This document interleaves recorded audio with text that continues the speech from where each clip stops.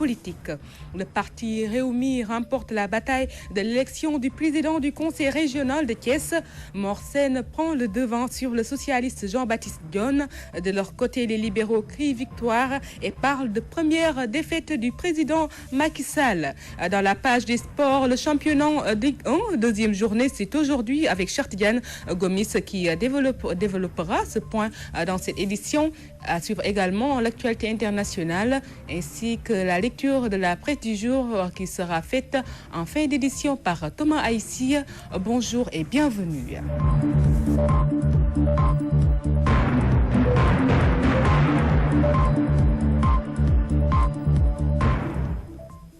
Convocation du président directeur général du groupe Walfadjri, les enseignants de l'APR appellent à l'apaisement. Youssou Touré invite Sidi Lamine Niasse à plus de modération et de dialogue. Le coordonnateur des enseignants de l'APR est au micro de Thiorombar Ndiaye. Le pays est confronté à des difficultés de toutes sortes. Et que cette difficulté-là, le président Macky Sall et son équipe les ont trouvées sur place. Ils ne les ont pas aggravées, mais le gouvernement est en train de prendre en charge l'ensemble des préoccupations qui se posent au Sénégal. Et nous sommes là, il y a seulement 2 ans. On ne voit pas comment en 2 ans, on pourrait venir à bout de toutes les difficultés auxquelles les Sénégalais sont confrontés. Nous avons tous suivi la sortie du président Sidi Lamine Niasse, président du groupe Walfadjri, qui est un organe de presse qui s'est imposé dans le paysage médiatique de ce pays depuis très longtemps. Personnellement, je n'ai pas suivi la sortie du président Sidi Lamine Niasse, président du groupe Walfadjri. Personnellement, je ne l'ai pas suivi. Mais j'en ai eu des échos. Mais ces échos nous suffisent pour appeler à l'apaisement. Ce n'est pas par peur, on n'a peur de rien. Nous n'avons peur de personne. Et ça, nous l'avons démontré sur le terrain. Nous l'avons toujours démontré. Nous ne nourrissons aucune crainte par rapport à qui que ce soit. Mais il se trouve que la responsabilité de gouverner nous incombe aujourd'hui. La responsabilité de gouverner, parce que gouverner est une grande et grosse responsabilité. Si on déstabilise ce pays, ce n'est pas la paix seule qui en souffrira. Nous invitons le président Sidi Lamine Niasse à beaucoup plus de modération dans le discours, à beaucoup plus de retenue. Parce que nous le considérons comme un guide social, mais comme aussi un guide religieux. Coordonnateur des enseignants de l'APR, Youssou Touré, qui donnait sa réaction après la convocation du président directeur général, M. Sidi Lamine Niasse, qui était au micro de Thiorombar Ndiaye. Rappelons que Sidi Lamine Niasse est finalement ressorti des locaux de la brigade des recherches de Colobane. Comme il était entré, il lui a été notifié l'annulation pure et simple de la convocation par les gendarmes.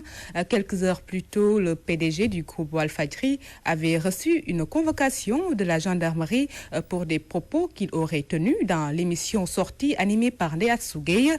Convocation que Sidi Lamine Niasse avait assimilée à celle que le gouverneur Faidherbe avait adressée à Cheikh Ahmadou Bamba avant son exil au Gabon. Il dit répondre à Faidherbe Sall avec la même détermination que le fondateur du mouridisme. Du conseil régional, le parti Rewmi gagne le fauteuil par 38 voix contre 29 pour son adversaire du Parti socialiste.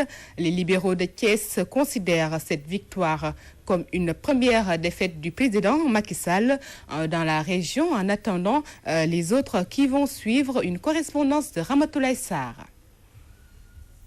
36, 37.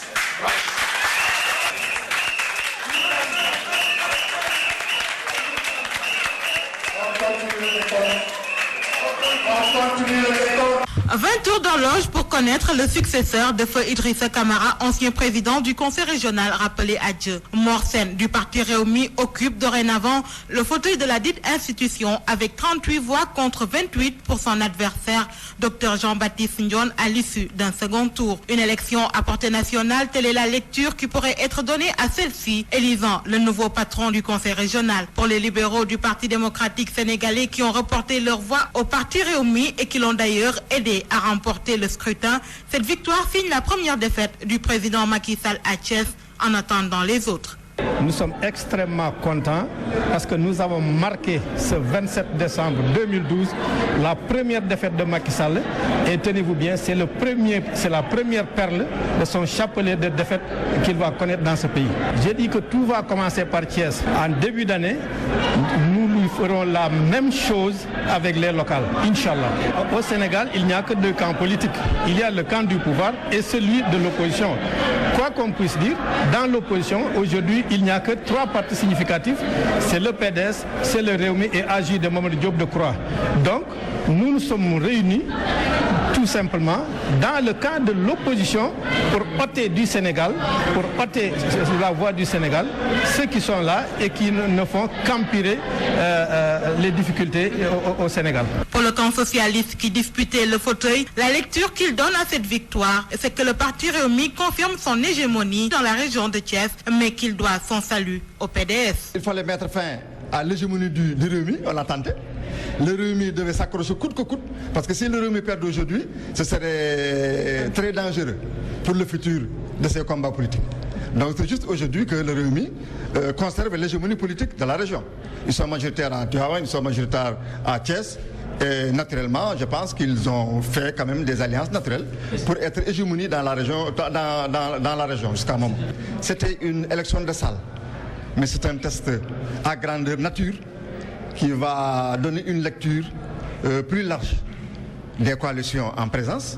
Aujourd'hui, il y a une nouvelle coalition à l'intérieur de Ben Bokk Yakaar qui se dessine aujourd'hui entre le Benno Siggil Sénégal et l'APR et quelques membres du PDS et aussi Babacar Diop que nous saluons, l'ancien président qui a voté quand même pour nous. Si Idriss avait perdu, ce serait un signal fort contre son électorat.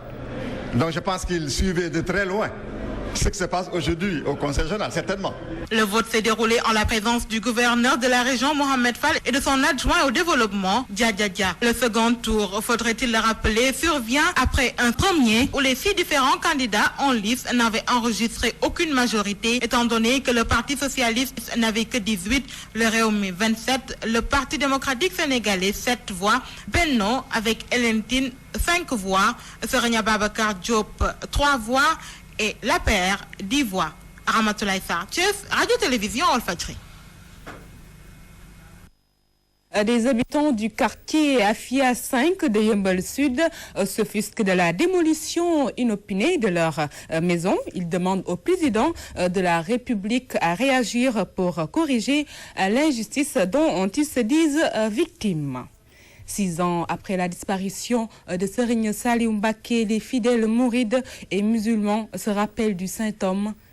Thioro Mbar Ndiaye nous retrace ici l'œuvre et la vie du 5e khalife de Bamba dans ce portrait.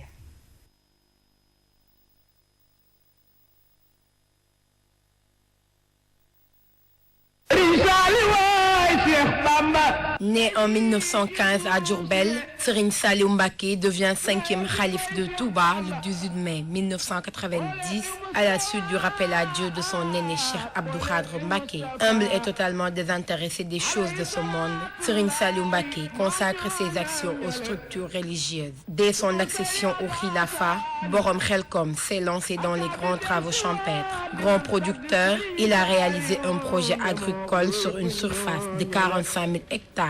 Le fils de Bamba a repris de nombreux travaux de rénovation de la mosquée et la construction de l'université islamique qu'avait entamé son frère Serigne Abdoul Ahad Mbacké. Le père de Serigne Moustapha Saliou avait fait de la conquête du savoir son sacerdoce, l'éducation son occupation majeure. Ses dara, Ndiapandal, Ngot, Ndjouroul, Ndoka, Khelkom en sont la preuve. des milliers de pensionnaires y logés. Serigne Saliou Mbacké était aussi un homme de paix qui a toujours œuvré pour la stabilité sociale et politique du pays.